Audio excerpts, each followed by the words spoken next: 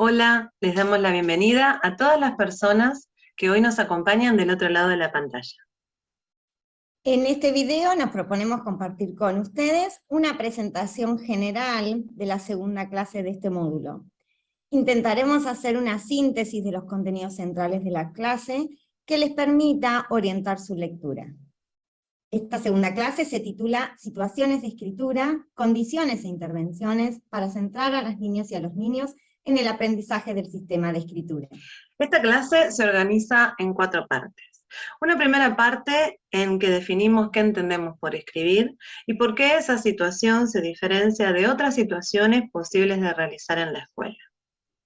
Una segunda parte en la cual mencionamos las situaciones didácticas para enseñar a niñas y niños a escribir por sí mismos y las condiciones didácticas que son necesarias resguardar.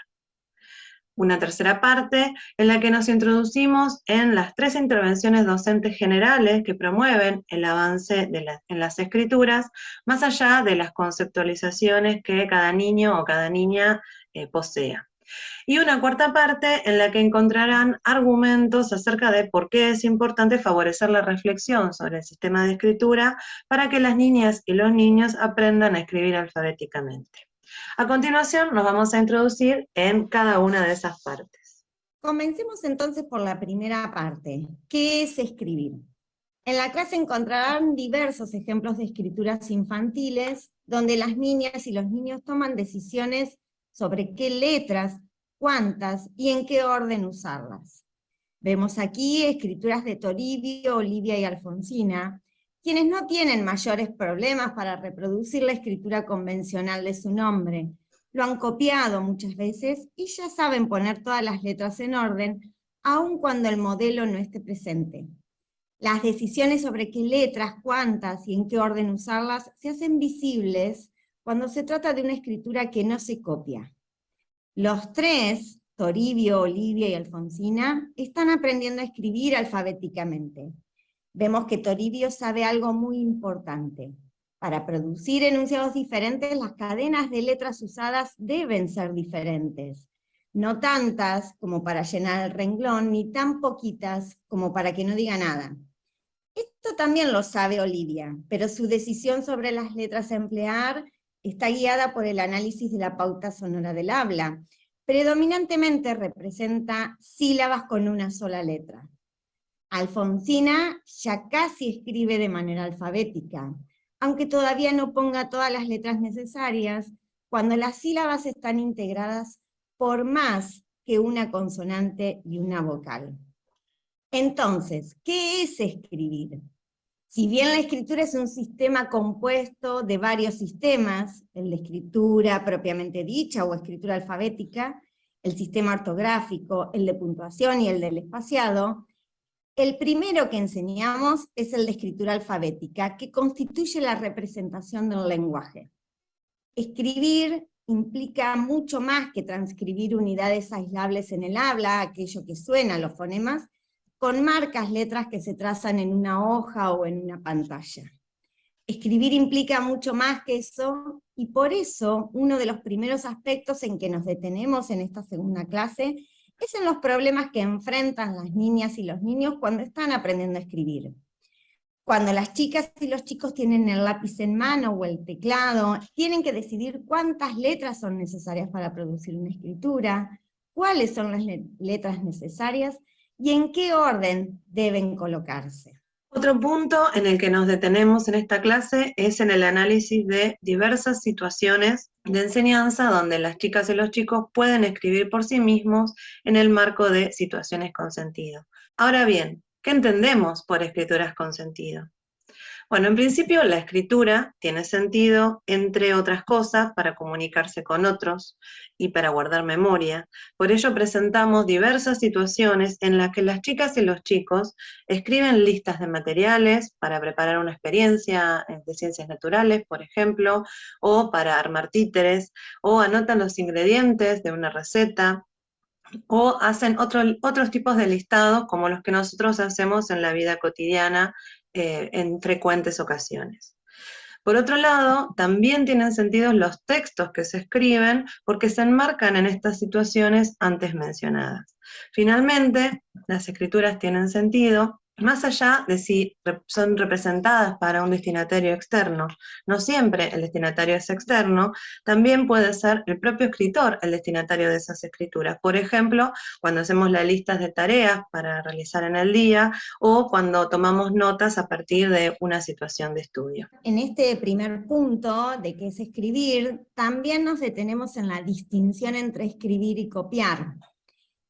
Ambas prácticas, las de escribir y copiar, están presentes en las aulas. Ambas prácticas son necesarias, pero resultan distintas. ¿Qué conocimientos pone en juego quien escribe? ¿Qué conocimientos pone en juego quien copia? ¿Qué se aprende en un caso y qué se aprende en el otro? Vemos así ejemplos donde Elena copia y donde la niña escribe, y sus producciones difieren. En la clase podrán encontrar respuestas a estos interrogantes y otros ejemplos de niños y niñas que copian y que escriben por sí mismos. Sí compartimos aquí que poder copiar todas las letras no supone comprender qué representan y cómo representan la oralidad. Ahora bien, así como sostenemos que escribir no es copiar, también sostenemos que escribir no es solo escribir por sí mismo. En ese sentido, promovemos en esta clase la articulación de las situaciones de escritura por sí misma con otras situaciones de enseñanza, como pueden ser las mencionadas en la clase 1, donde los niños y las niñas leen por sí mismos, y también aquellas otras donde se escribe y se lee a través del maestro. Quienes han cursado el módulo de Literarias 1 de esta actualización académica seguramente encuentran muchas propuestas que les resulten conocidas. Por ejemplo, escribir las listas de los personajes de los cuentos leídos, o los inicios y finales prototípicos de los cuentos, u otras escrituras intermedias como elaborar cuadros comparativos sobre rasgos de ciertos personajes. Por otro lado, en esta clase, en este apartado en particular, también destacamos que la expresión escribir por sí mismos no es equivalente a escribir solos. Ningún escritor escribe en soledad, siempre lo hacemos junto a un otro, a veces ese otro es un otro físico, pero otras veces es un otro presente en otros textos. Y en muchos casos, sobre todo en la escuela, ese otro también es la maestra. Entonces la escritura se aprende en interacción con otras y con otros, con quienes compartimos los problemas de escritura relativos a cómo decir aquello que queremos decir, qué expresión conviene emplear para que se entienda mejor, cómo puntuar un texto, qué marcas de edición se pueden emplear para que la escritura sea más clara.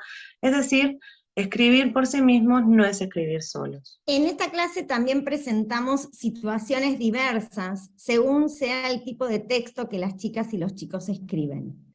Por ejemplo, escribir un texto que se sabe de memoria, o escribir listas de palabras, o la escritura de textos breves.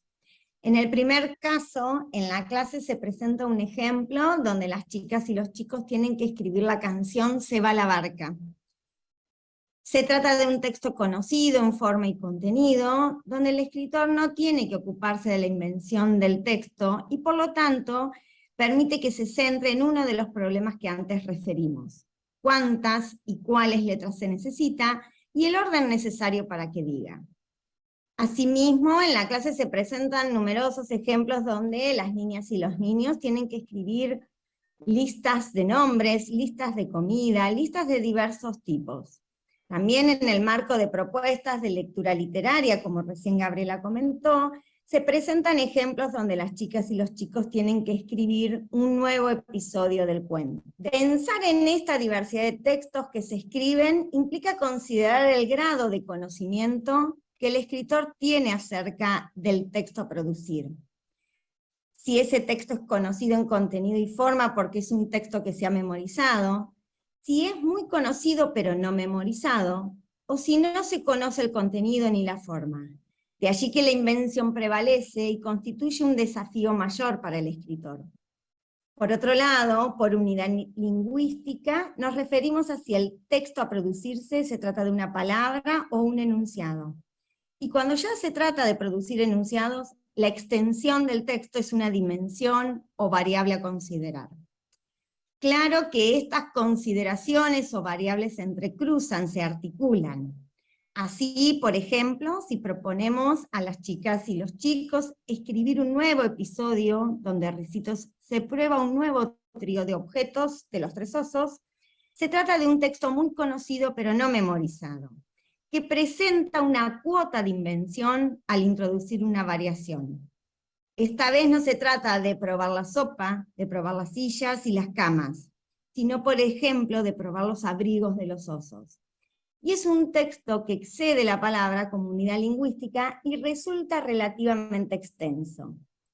Finalmente, un aspecto central para el desarrollo de estas situaciones de enseñanza es la previsión de ciertas condiciones didácticas.